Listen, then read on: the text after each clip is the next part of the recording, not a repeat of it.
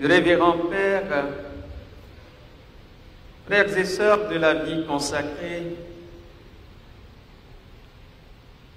chers enseignants et membres du personnel administratif, chers élèves, chers parents, chers invités, immense est ma joie d'ouvrir avec vous ce matin le jubilé de diamant de ce collège prestigieux qui a fait la gloire et l'honneur de l'Église ainsi que de notre pays.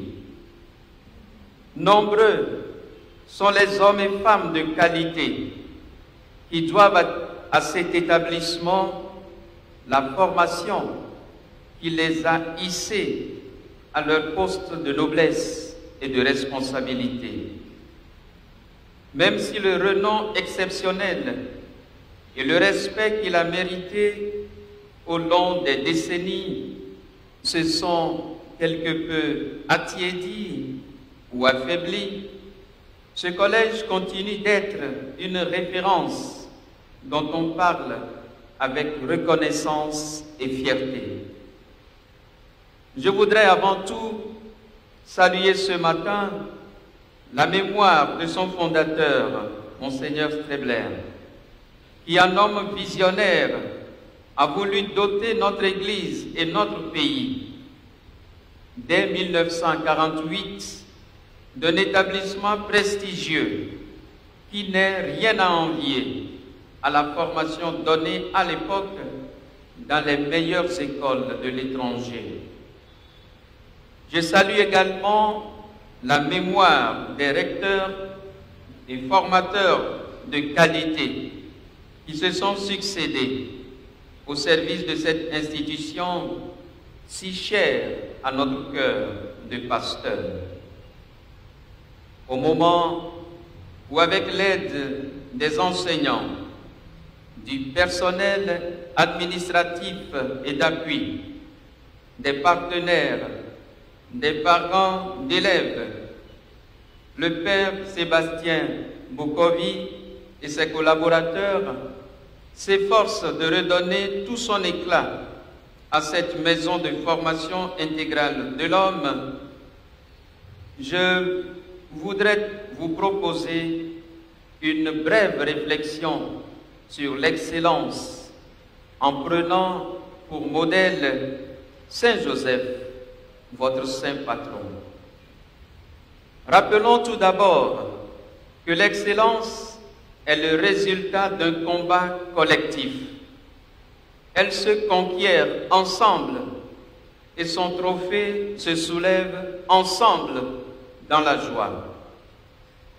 Personne ne peut, à lui tout seul, faire d'un établissement un joyau capable de former pour l'Église et la société les hommes et femmes, les élites dont nous avons besoin.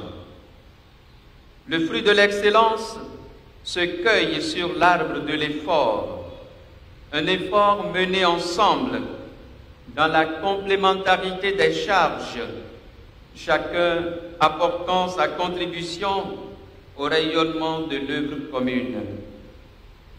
L'excellence a besoin d'une direction éclairée et experte en relations humaines, de professeurs compétents et exemplaires, d'élèves motivés, sérieux et studieux, de parents responsables qui prennent à cœur l'éducation de leurs enfants, d'autorités clairvoyantes et passionnées. L'excellence se gagne ensemble ou se perd ensemble. Cela dit, revenons à la figure exceptionnelle de Saint Joseph, votre saint patron. De cet homme qui eut le privilège unique de jouer dans la vie de l'enfant Jésus le rôle singulier de papa, les évangiles parlent bien peu. Ce n'était pas un homme de discours, mais plutôt d'action. on ne retrouve nulle part dans les Saintes Écritures des paroles qu'il ait prononcées. Pourtant, son rôle, nous le savons tous, fut décisif dans la vie de Jésus. Je voudrais vous inviter à contempler d'abord en lui l'homme de silence. L'homme de silence. Comme j'ai l'habitude de le dire, Saint Joseph a traversé l'histoire sainte en marchant sur la pointe des pieds, en sortant de son silence pour accomplir la volonté de Dieu et en retournant dès qu'il a achevé sa mission dans l'ombre du silence. Oui, chers amis, les grandes œuvres se réalisent toujours dans le silence. Un silence qui permet de se concentrer sur l'essentiel. Aujourd'hui, malheureusement, il est difficile de garder un minimum de silence dans une société envahie par le tohu-bohu, le charivari des informations contradictoires et des distractions sans interruption. Faire silence, c'est apprendre à renoncer parfois à des divertissements pour se donner le temps de se former. C'est apprendre à éteindre des fois son portable pour se consacrer à ses études. C'est savoir se détacher de ce qui distrait pour se consacrer à ce qui construit. En un mot, c'est éviter la dispersion par un effort de concentration. Sans le silence du corps et de l'esprit, l'excellence désirée ne sera qu'une chimère. Saint Joseph est également un homme de rêve, à qui Dieu a parlé dans son sommeil pour lui confier de grandes missions. Soyez des personnes qui se projettent dans l'avenir et qui prennent tous les moyens pour réaliser leurs rêves. Saint Joseph n'a pas passé tout son temps à rêver, comme si tout devait se résumer à cela, ou se réaliser tout seul, sans effort. Ses rêves n'étaient en réalité pour lui que des occasions d'apprendre ce qui était indispensable, ce que Dieu attendait de lui pour s'y consacrer aussitôt résolument. À son exemple, soyez des hommes d'action qui acceptent de faire l'effort nécessaire à la réalisation des grandes œuvres. Que votre cœur soit épris de grandeur sans tomber dans la folie des grandeurs. Oui, il est important de faire la différence entre l'aspiration à la grandeur et la folie des grandeurs. L'aspiration à la grandeur consiste à faire de sa vie quelque chose d'élevé, quelque chose de grand au service des autres. La folie des grandeurs consiste à se prendre soi-même pour le nombril du monde, à croire que l'on est plus que tous, que l'on vaut plus que tous et que l'on peut tout faire tout seul. Oui, lorsqu'on est excellent, vous le savez bien, on devient inoubliable. Mais l'excellence ne peut être atteinte que par l'exercice constant que nous faisons de manière répétée. L'excellence est le résultat de la persévérance, de ce que l'Église appelle la vertu. Saint Joseph est appelé par les évangiles un homme juste et bon. Juste parce qu'il craignait Dieu et ne voulait pas s'approprier ce qui ne lui appartenait pas. Bon, parce qu'il a voulu à tout prix préserver la vie de celle qu'il aimait plus que tout, malgré le désarroi provoqué par sa grossesse inattendue. Saint Joseph était un homme de prière. totalement abandonné à la volonté de Dieu et profondément humble devant lui.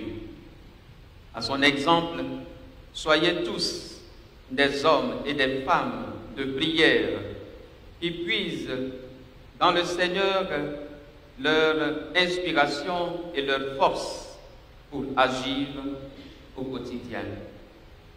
Que ce jubilé, frères et sœurs, révérends pères, soit le début d'une nouvelle histoire qui porte le collège Saint-Joseph d'excellence en excellence jusqu'au sommet les plus élevés des performances académiques et humaines. En terminant cette homélie, permettez-moi de résumer en quelques brèves réflexions l'évangile que nous venons d'entendre et qui est centré sur le thème du pardon. Le pardon que nous accordons conditionne celui que nous recevons de Dieu. C'est le sens de cette parabole racontée par le Seigneur. Nous avons du mal à accorder le pardon en oubliant que c'est une condition pour recevoir le pardon beaucoup plus grand de la part de Dieu. Deuxième réflexion que je voudrais partager avec vous, c'est que le pardon dépasse les excuses parce qu'il peut être accordé même à celui qui ne l'a pas demandé. Les excuses consistent à reconnaître ce que l'on a fait de mal et à demander humblement à celui qu'on a offensé de tourner la page. Le pardon n'attend pas forcément des excuses. Il est accordé même à celui qui ne l'a pas demandé. Et la preuve que vous accordez un pardon, c'est lorsque vous vous dites que ce que vous avez subi est impardonnable. C'est lorsqu'on pardonne l'impardonnable que l'on pardonne vraiment. Troisième réflexion, le pardon ne libère pas seulement le coupable de sa faute, mais il libère également la victime de son passé et du poids de la rancœur. Le bénéficiaire du pardon, ce n'est donc pas seulement celui qui a offensé, mais également celui qui a été blessé. Un cœur qui refuse de pardonner ne sera jamais libre et apaisé. Autre réflexion, le pardon ne rétablit pas forcément les relations brisées, car il est unilatéral. Ce qui rétablit les relations brisées, c'est la réconciliation. Il y a malheureusement des pardons qui n'aboutissent pas à une réconciliation, parce que celui qu'on a devant soi se ferme à la reconnaissance de son tort, même à l'accueil du pardon qui lui est offert. Oui, le pardon est une grâce divine que nous devons humblement implorer de la part du Seigneur. En réalité, c'est Dieu qui pardonne à nous, car bien souvent nous avons l'impression que le pardon dépasse nos forces. Alors lorsque nous nous retrouvons devant ces genres de pardon qui exigent de nous un effort surhumain, n'oublions pas d'implorer cette grâce humblement du Seigneur. Il paraît qu'une fois, un évêque a appelé son prêtre pour lui faire gentiment un reproche. « J'ai appris de vous, lui dit-il, que vous avez maudit vos fidèles. » Et le prêtre, tout confus, reconnaît que cela s'est effectivement passé à l'occasion d'un fait qu'il avait trop blessé. « Comment cela est-il possible ?» lui dit son évêque. « Tu sais que notre mission est de toujours pardonner comme le Seigneur a fait. Rappelle-toi, quand il était sur la croix, il a supplié Dieu le Père de pardonner à ses bourreaux en disant « Père, pardonne-leur, car ils ne savent pas ce qu'ils font. » Justement, répond le prêtre, c'est là le problème. Parce que si Jésus avait souffert ce que j'ai souffert, il aurait certainement dit « Père, ne leur pardonne pas, parce qu'ils savent ce qu'ils font. » Oui, nous avons parfois l'impression que certains pardons que nous accordons sont une manière d'encourager ceux qui nous ont agressés. Mais rappelez-vous, le pardon accordé est la mesure du pardon que Dieu va nous accorder à son tour. La parabole se conclut par cette exhortation du Seigneur adressée à chacun de nous. Pardonnez, il vous sera pardonné. Au moment où nous ouvrons ce jubilé des 75 ans de ce collège, il y a certainement des pardons à accorder.